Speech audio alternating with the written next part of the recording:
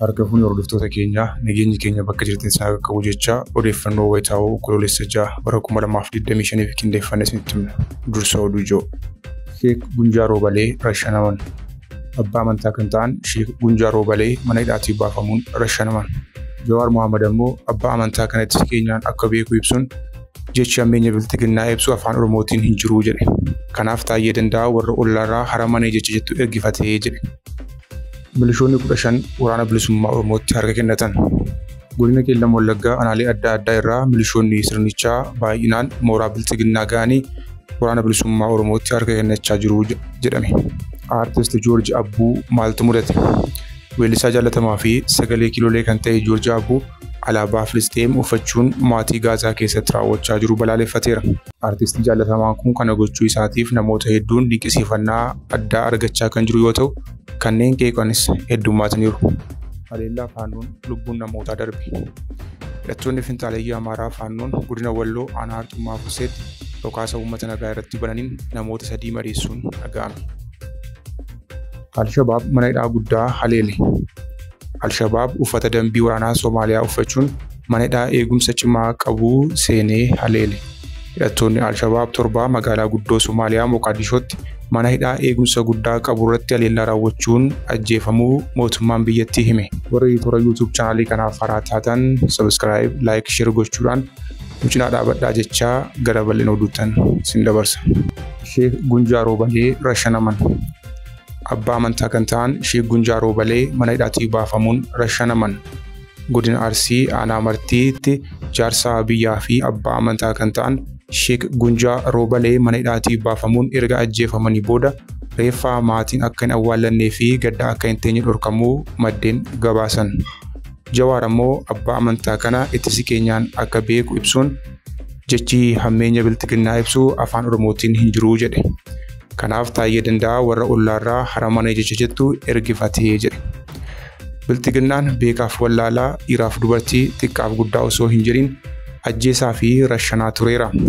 Qondaala Abaawoo obbo Battee Urgeessaa haala nama gaddisiisuun harka duubattiidhanii ajjeesisuunis ni yaadatama. Godina Arsii aanaa Martiittis kan raawwate kanuma. Abbaa amantaa jaallatamaa kun nama Sheek Adam Tuulaa fi Sheek Ahmad Waataraa jalatti barnoota amantii qara'e yoo ta'u, seenaa Oromoo fi barnoota amantii walaloon qindeessee dhiyeessuun uummata biratti dhageettii guddaa argachuu seenaan isaanii mul'isa. Bikoonni biltiginnaas erga magaalaa Abboomsaatti hidhanii booda mana hidhaatii baasuun rashananiiru. Jawaar Mohaammed barreeffama kanarratti katabeen guyyaan kunis ni darba. Warra akka waslaattummaa akkanaa uummata irratti raawwatu gubbaa hamma jalaatti funaanamee adabama. Kun waadaadha jedhe. Milishoonni 15 wobootti akka kennatan. Godina Qeellam Wallaggaa aanaalee adda addaa irraa milishoonni sirnichaa baay'inaan mooraa biltiginnaa irraa ba'anii wobootti harka kennachaa jiraachuun ibsame. Raafamaa fi muddama guddaa sirna biltiginnaatti dhufee jiruun mooraan waraana sirnichaa shororkaa hammaataa keessa galee jiraachuu hordofee qaamoleen milishoota Abiyyi Ahmad akka tiksaniif bobbaafaman godina Qeellam Wallaggaa aanaalee akka Anfilloo, Sayyoo fi Gidaamii keessaa guyyaatti heddumminaan mooraa sirnichaa dhiyeessuun irree fi wabii uummata Oromoo wobootti harka laattachaa jiraachuun addeeffameera. Bakkeewwan qubsuma isaanii aanaa Anfilloo bulchiinsa magaalaa Seertuum, Muggee, Ashii fi Garjeeda irraa guyyoottan 3 darban kana keessa milishoonni baay'inaan 15 ol ta'an mooricha keessaa kan badan yeroo ta'u, kanneen haalli mijate qawwee isaanii qabatanii bahuu fi kaan ammoo meeshaan kan ittiin hidhamne uleen deemaa turan waraana bilisummaa Oromoo onicha keessa socho'utti harka kennachuun dhaga'ameera. Kana malees bifuma wal fakkaatuun aanaa Sayyoo bulchiinsa magaalaa Dullii, mooraa waraanaa magaalaa Dambidolloo keessaa maaxaa fi kanneen biroo irraa milishoonni baay'inaan 10 ol ta'an mooricha gadhiisanii kan badan yoo ta'u, kanneen mooraatti hafan ammoo meeshaaleen waraanaa hedduun isaanii irraa hiikamuu fi haalli sochii isaanii daran hordofamaa akka jiru ibsaniiru. Harata biyyoolessaa Oromiyaa wabeeffanne. Artist George Abbuu maaltu mudate? Weellisaa jaallatamaa fi sagalee kiiloolee kan ta'e George Abbuu alaabaa Filisxeem uffachuun maatii Gaazaa keessatti raawwachaa jiru balaaleffateera. Artistii jaallatamaan kun kana gochuu isaatiif namoota hedduun dinqisiifannaa addaa argachaa kan jiru yoo ta'u, kanneen qeeqanis jiru. George Abbuu waltajjii ayyaana Irreechaa sababeeffachuun qophaa'e irratti ture kan huccuu alaabaa Filisxeem qabu kana uffatee waltajjiitti bahe.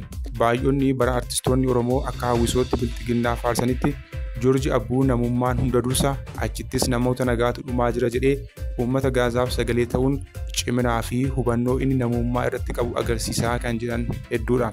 Kaan ammoo faannoo fi liyyuu haayilii Somaalee Wallagga Bahaa fi Horroo Guduraan akkasumas ammoo liyyuu haayiliin Somaalee Bahaa fi Kibba Bahaan uummata Oromoo irratti duguuggaa sanyii osoo raawwachaa jiranii cal jedhee darbuun hin qabu ture jechuun isa qeequ. Lammiilee haleellaa Israa'eliin Gaazaa keessatti dhumaa jiraniif addunyaa guutuutu sagalee ta'aa jira. Tibba darbee pirezidaantiin Koolombiyaa walgahii dhaabbata mootummoota gamtoomanii xumuranii akkuma bahaniin daandii magaalaa Niiwuork irratti hiriirtotaa wajjin bahuun sagalee ta'anii jiru. Hidhattoonni finxaaleyyii Amaaraa Faannoon godina Walloo aanaa Harxummaa Furseetti dhukaasa uummata nagaa irratti bananiin namoota 3 madeessuun dhaga'ame. Kaaba Oromiyaa godina Walloo aanaa Harxummaa Furseetti hidhattoonni badii finxaaleyyii Amaaraa Faannoon akkuma amala isaanii riphanii namoota 3 fi 4 deemuun dhukaasa onkoloolessa 2 bara 2025 namoota nagaa loon bobbaafatan irratti iddoo Giraar jedhamuun beekamutti bananiin tikfattoota 3 madeessanii jiraachuun ifoome.